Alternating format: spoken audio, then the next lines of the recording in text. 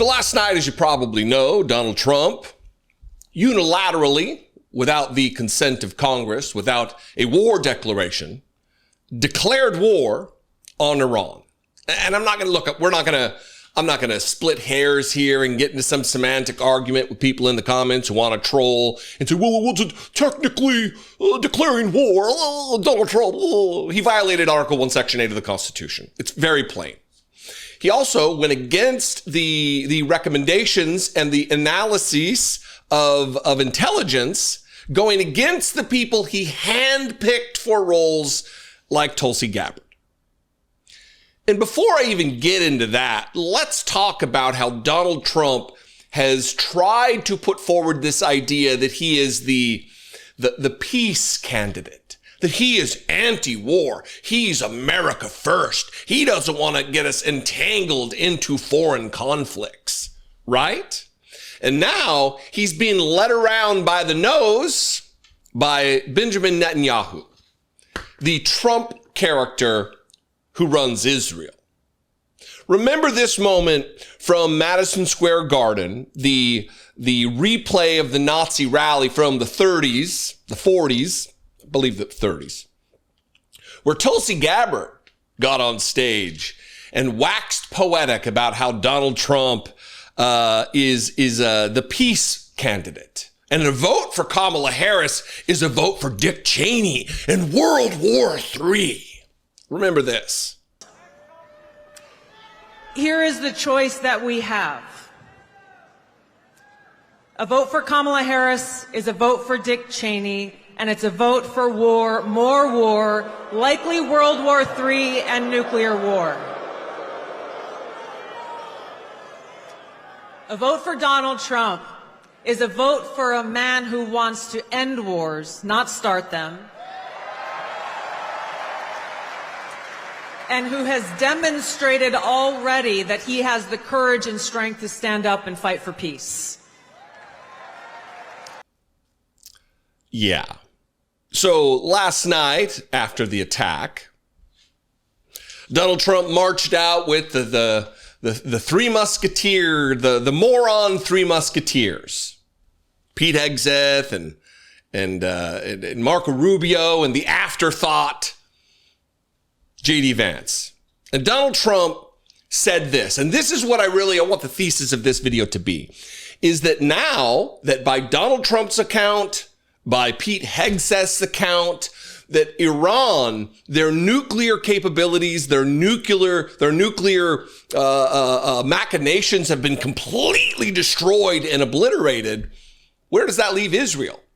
Where does that leave Bibi Netanyahu? Where does that leave Donald Trump in future attacks? If they've accomplished the mission and destroyed any hope of a nuclear program for the state of Iran, then it's over, right?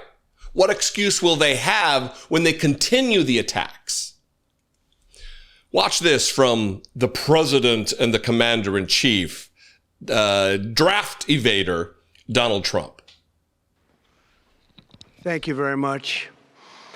A short time ago, the U.S. military carried out massive precision strikes on the three key nuclear facilities in the Iranian regime: Fordow, Natanz, and Esfahan. Everybody heard those names for years as they built this horribly destructive enterprise. Our objective was the destruction of Iran's nuclear enrichment capacity and a stop to the nuclear threat posed by the world's #1 state sponsor of terror. Tonight, I can report to the world that the strikes were a spectacular military success. Iran's key nuclear enrichment facilities have been completely and totally obliterated. Iran, the bully of the Middle East, must now make peace. If they do not, future attacks will be far greater and a lot easier. Completely destroyed and obliterated. A message that was repeated by Pete Hegseth in the Pentagon just this morning in a briefing next to the chairman of the Joint Chiefs, Dan Kane. Last night on President Trump's orders, U.S. Central Command conducted a precision strike in the middle of the night against 3 nuclear facilities in Iran, Fordow, Natanz, and Esfahan, in order to destroy or severely degrade Iran's nuclear program. And as the chairman of the Joint Chiefs will demonstrate, it was an incredible and overwhelming success. The order we received from our commander-in-chief was focused, it was powerful, and it was clear. We devastated the Iranian nuclear program. But it's worth noting the operation did not target Iranian troops or the Iranian people. For the entirety of his time in office, President Trump has consistently stated for over 10 years that Iran must not get a nuclear weapon. Full stop. Thanks to President Trump's bold and visionary leadership and his commitment to peace through strength, Iran's nuclear ambitions have been obliterated. Many presidents have dreamed of delivering the final blow to Iran's nuclear program, and none could until President Trump. It went on like that for a long time. In fact, the video that follows this one is going to be this, but a little bit more of what he said. It got turned into a full-fledged worship service there in the Pentagon of them just praising the dear leader like some kind of a praise and worship service in a church. It was gross and weird, and I'll talk about that later. But here's largely what the problem is here is that there was no new intelligence. Donald Trump's hand-picked experts in this field said there's no threat. They're not accomplishing the stated objective that many say that they're trying to get a nuclear program off, a weaponized for weapons program off the ground. Tulsi Gabbard said no. Donald Trump said yes. So what's the new intel? This question was asked of Pete Hegseth, and this was his answer. Thank you, Mr. Secretary. Concerning the justification for these strikes, in March, the Office of the Director of National Intelligence released their threat assessment, concluding, quote, Iran is not building a nuclear weapon, and Khamenei has not authorized the nuclear programs he suspended in 2003, unquote. So what new intelligence does the U.S. have since then that the Iranians have changed their position on nuclear weapons? And does this new intelligence come from U.S. sources and methods, or are we getting this information from other countries? Well, I would just simply say that the president's made it very clear. He's looked at all of this, all of the intelligence, all of the information, and come to the conclusion that the Iranian nuclear program is a threat, and was willing to take this precision operation to neutralize that threat in order to advance American national interests, reduce the Iranian nuclear program, and obviously collective self-defense of ourselves and our allies. So he looked at all of it, understood the nature of the threat, and took bold action. Nobody buys that nonsense except for members of the cult. Donald Trump needs to have practically coloring books fabricated for him in order to get through a briefing. Donald Trump in no way analyzed the reams of military intelligence, the raw data, and came to the conclusion, oh yeah, they've got nuclear capabilities. They're seeking nuclear capabilities. This is a must thing. This is a must do. We must strike. Because the same narrative that I talked about last week, that Bibi Netanyahu has been trying to sell to the world, that within weeks, Iran's going to have a nuclear program. I played a clip where back in October of 1996, he's saying the same thing that he's saying now. So apparently, Bibi has the same relationship with just a couple of weeks that Donald Trump has.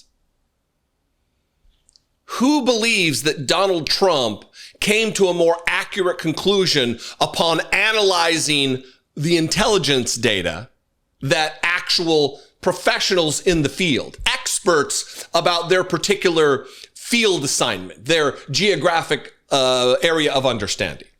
Who believes that Donald Trump, the big-brained Donald Trump, knows more than them? Here is that moment, by the way, from last week when Donald Trump was asked by a reporter, you know, your intelligence community says there is no threat here. And he says, who says that? Well, Tulsi Gabbard says that. Well, she's wrong.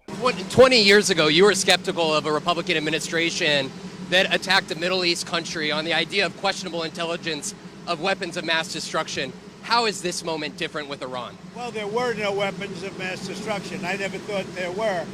And that was somewhat pre-nuclear. You know, there was a nuclear age, but nothing like it is today.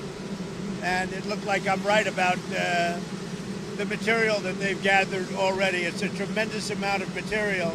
And I think within a matter of weeks, or certainly within a matter of months, they're going to be able to have a nuclear weapon. We can't let that happen.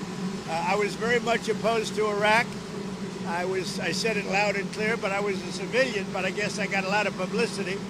But I was very much opposed to the Iraq war.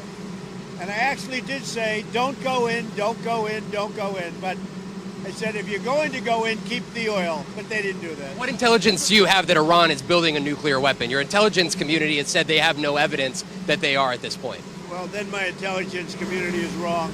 Who in the intelligence community said that? Your director of national intelligence, Tulsi Gabbard. She's wrong. Yeah. So let's end here.